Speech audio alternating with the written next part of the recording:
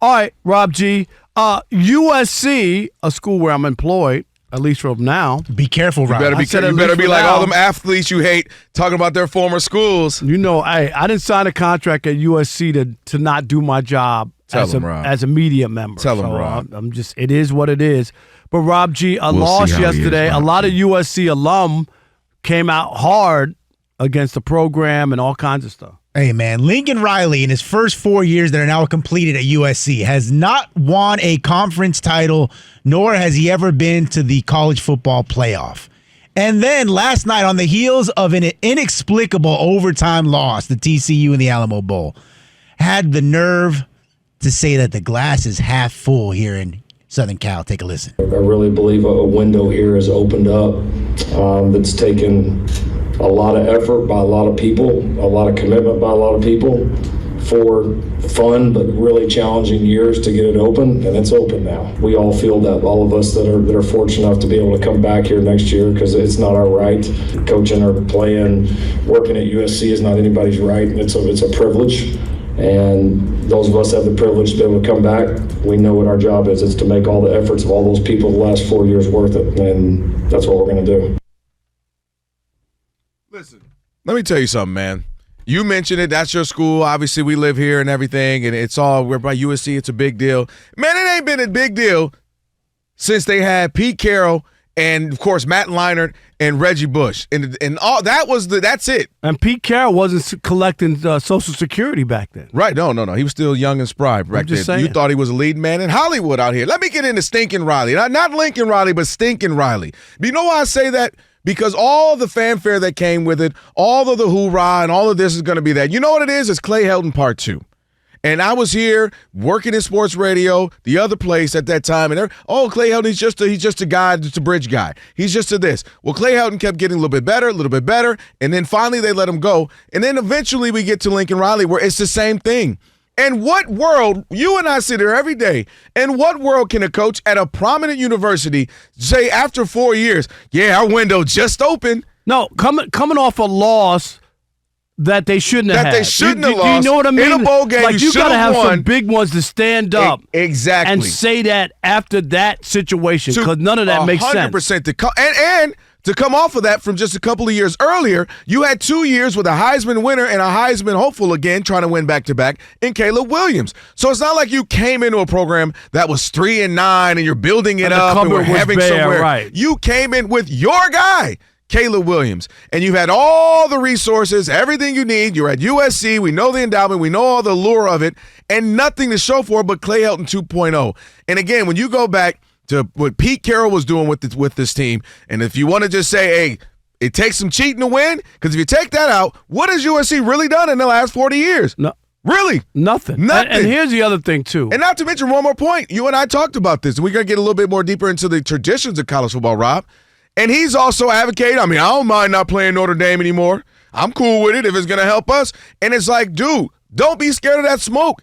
Number one, people enjoy the rivalry. They enjoy the tradition of it. Number two, you shouldn't be ducking smoke. And the idea that the window just opened in a Big Ten conference where you got to see your foes, like the coach who is going to be coaching Michigan, who had beaten that school a few times when he's at Utah. You got Oregon, Michigan. You got, of course, Indiana now. You got Ohio State. You got teams like Iowa and Wisconsin that pop up. You got Penn State that might bounce back. So the idea that he's just, we'll be good now is kind of crazy to me. Well, I agree that, considering that he's coming off of not only losing that game to TCU, but the whole Notre Dame thing of not playing them. And in reality, Notre Dame cut themselves such a sweet deal that all they got to do is be in the top 12, and they automatically get a bid, in the college football playoff.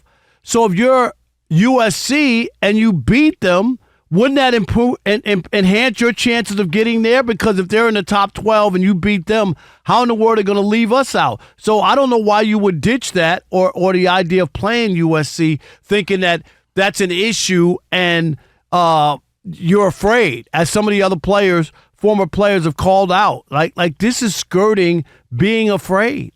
Yeah, what are you afraid of? Ducking and dodging smoke. And you and I said here, I don't know, maybe say within the last week or so, and guys like Keyshawn Johnson, some of the other alum, guys who take into social media who played there, say, hey, what are we doing here? I was letting this go a little bit. I was letting this slide. And they a were little bit. ripping on Matt Leinart because he lockstep with the coach. But you never know.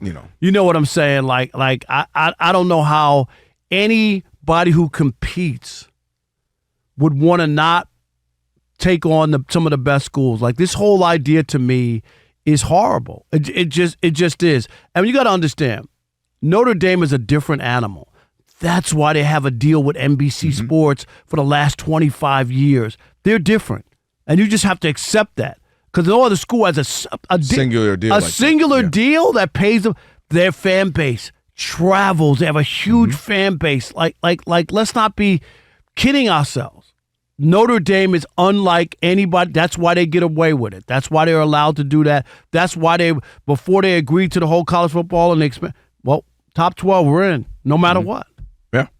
How many schools could go in and do that? Nobody. But then to your point, why duck that? Go beat them. Show them what's up. That's what I'm saying. Keep the tradition, keep the rivalry, and you do that. And again, he just keeps he's always coming out of something, and it's always something else. It's always something his excuse. It's always, I just don't feel like he comes in and he's owning up, he's taking responsibility and putting this program where they think they should be, when in reality, what have they really been? Like I said, aside from those couple of years, 2-3 years with Pete Carroll. But I'm just kind of always disappointed from what I hear from him. And coming off of a disappointing loss at that, coming off of another season where hasn't produced in the way he should have, and to walk around like our window's just open. Well, I bet a lot of coaches wish they could get 4 years of doing really nothing, and then say, "Wait, now I'm just getting started, baby." But it's crazy that it's open after a loss. How do you stand up there? Woo! We back, baby. They beat TCU, right, like 76-0. Then you might get up there like, dude, we got it. This thing is going to be rolling next year. We know what we got. Blah blah blah. What? Off a loss? All right. All right, Rob, so they're watching us right now, which means another thing they can do is what? They can subscribe. All you got to do is hit that button, subscribe to The Odd Couple for some of the best sports talk content in the nation. Facts, and while you're at it, they can like, they can comment, they can share. Do all that for us. We appreciate it. Just do all that right up in here.